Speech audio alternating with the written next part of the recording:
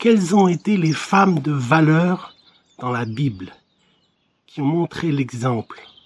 Des femmes qui se sont dévouées corps et âme pour servir Dieu de toute leur force et de tout leur état de femme.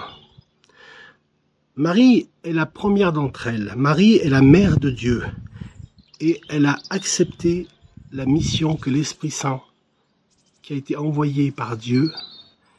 Quand l'ange Gabriel est arrivé, il n'a pas fait éruption. L'ange Gabriel, il s'incline presque à genoux devant elle. Ses ailes magnifiques sont repliées en signe de révérence.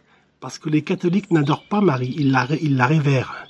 Ils lui font la révérence. Regardez ce beau tableau de l'ange Gabriel ici, avec Marie. L'ange Gabriel qui annonce, qui fait l'annonciation de la mission que Dieu a confiée à Marie. Et Marie l'accepte. Marie est donc assise sur un simple tabouret. La mère de Dieu qui reçoit l'ange Gabriel, assise sur un tabouret. Mes amis, la Vierge Marie est l'incarnation de l'humilité. Regardez l'humilité de Dieu dans la nature. Regardez l'humilité de Dieu qui va chercher les cœurs, qui va chercher un cœur à cœur avec toi, avec moi. Dieu avec toi, Dieu avec moi. Un cœur à cœur. Mes amis, l'ange Gabriel n'a pas fait irruption dans la pièce. Il s'incline, regardez, il s'incline. Il s'incline. Presque à genoux. Ses ailes magnifiques sont repliées en signe de révérence. L'ange Gabriel a révéré Marie. Il ne l'a pas adorée, il l'a révérée. Amen. Sa main montre, mais n'impose pas. Sa main montre, mais n'impose pas. Il apporte une lumière qui n'éblouit pas, mais qui révèle. Car Marie, son cœur a été empreint de certitude que c'était la volonté de Dieu, qu'elle enfante par le biais de l'Esprit Saint, le Jésus, le Sauveur du monde. Jésus a été conçu par le Saint-Esprit et Marie a porté l'enfant Jésus dans son sein.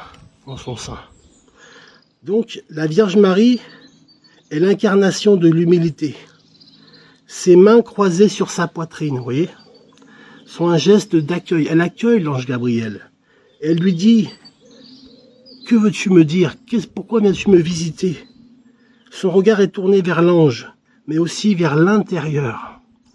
C'est le silence fécond du cœur qui médite la parole que vient lui délivrer l'ange Gabriel. Amen. Ce qui frappe dans cette œuvre, c'est le silence. C'est le silence qui est la conviction et l'engagement que prend Marie de porter l'enfant Jésus. Et pour elle, c'est l'aube d'une grande aventure. Amen. L'annonciation, l'ange Gabriel annonce que Jésus va naître dans son sein, est un événement lointain. C'est l'archétype de chaque commencement dans la foi. Comme je l'ai dit récemment, c'est le premier pas, qui est le premier pas de la foi. Quand on lâche prise, quand on fait un acte de foi vers Jésus, vers Dieu, vers l'Éternel, vers le Saint-Esprit, qui nous convainc que c'est le bon moment, que c'est la bonne décision à prendre maintenant. Prends la décision de servir Jésus. Prends la décision de faire rentrer Jésus dans ton cœur, d'accepter Jésus comme ton sauveur et ton Seigneur. Et on peut lire plus loin, Marie ne connaît pas l'avenir, elle ne savait pas ce qui allait se passer. Mais elle avait confiance en son Dieu, en l'Éternel. Elle avait confiance en ce que l'ange Gabriel venait de lui annoncer, l'annonciation. À ce moment précis, mais Marie ne connaît pas l'avenir, comme je l'ai dit, elle n'a pas de carte détaillée du plan de Dieu. Elle lui fait simplement confiance en disant: oui, j'accepte ce que tu me demandes, Éternel mon Dieu. Pour elle, c'est exceptionnel d'avoir été choisie par Dieu sur des milliards et des milliards, depuis la fondation du monde, des milliards et des milliards de personnes. Dieu en a choisi qu'une, c'est Marie, la mère de Dieu. J'aimerais qu'on la respecte un peu plus, parce que Dieu l'a choisie. Elle a été choisie par l'Éternel pour accomplir ce plan divin. Jésus est né dans le sein de Marie, il a grandi, elle l'a élevé, elle l'a nourri, elle lui a donné tout ce qu'il avait besoin pour grandir en sagesse et en intelligence. À 12 ans, il parlait avec les scribes, avec les religieux dans le temple de Jérusalem. Et donc, à 30 ans, Jésus a commencé son ministère public pendant 3 ans. Et à 33 ans, il a été livré devant les dominations. Il a été vraiment cloué à la croix pour tes péchés, pour mes péchés. Il a pris la condamnation qui nous donne la vie.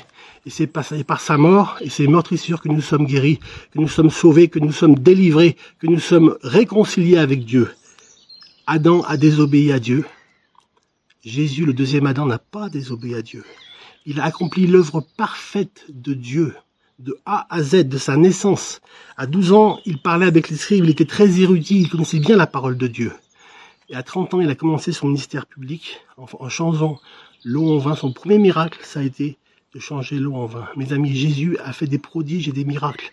Qu'aucun homme n'a fait, ni Bouddha, ni Mahomet, ni aucun autre prophète avant lui. Car Jésus n'est pas un prophète, c'est le Fils de Dieu. Vous m'entendez? Jésus est le Fils de Dieu. Alors, mes amis, à ce moment-là, précis, elle ne connaît pas ni la fuite en Égypte, ni l'ombre de la croix.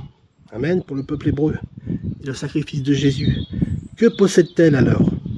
Premièrement, une profonde disponibilité intérieure. Elle était disponible quand l'ange Gabriel l'a visité, qu'il a revenu à sa rencontre.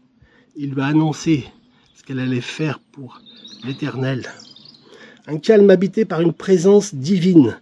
Le Seigneur est avec toi, Marie. Amen. Une faveur divine non méritée.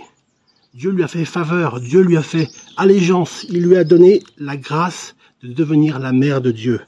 Mes amis, Marie est la mère de Dieu. Elle a été enlevée comme Moïse. Elle a eu le privilège. Il y a eu Enoch et Élie qui ont été aussi enlevés. Il n'a donc pas été enseveli. Marie n'a pas été ensevelie. Son corps, son cœur et son âme se sont élevés aux cieux, sans être brisés par la mort, par la première mort, par la mort terrestre. Le corps de Marie est monté aux cieux, intact, sans mort. Dieu est venu la chercher. Dieu est venu la ramener auprès d'elle, car elle est venue de Dieu, elle est repartie vers Dieu. Amen. Dans le paradis céleste, en venant, il est venu la chercher. Amen. C'est ce qu'on appelle l'Assomption. C'est-à-dire que Marie, comme l'Ascension, quand Jésus est monté au ciel, Marie aussi, la mère de Dieu, la mère de Jésus, est montée au ciel. Mes amis, je vais terminer en vous disant l'intelligence d'une personne vient de la femme. C'est reconnu et reconnu. L'intelligence d'une personne vient de la femme. C'est la femme qui donne l'intelligence à son enfant. L'homme donne la force. La force. Alors mes amis, aimez vos mamans. Aimez vos mères. Aimez vos sœurs. Car elles ont un grand prix pour Dieu. Parce que Dieu n'a pas fait l'homme à son image. Il l'a fait à son image, oui certes. Mais il n'a pas tiré la femme du talon ou de l'épaule. Non. Pour qu'elle commande ou qu'elle soit rabaissée par l'homme, il l'a tirée de la côte. Ça, la côte ici, là, vous voyez? Parce qu'elle est l'égale de l'homme, elle est le soutien de l'homme. Dieu lui a fait un soutien à l'homme, c'est la femme. Que Dieu vous bénisse, mes amis. Gloire à Dieu. Amen.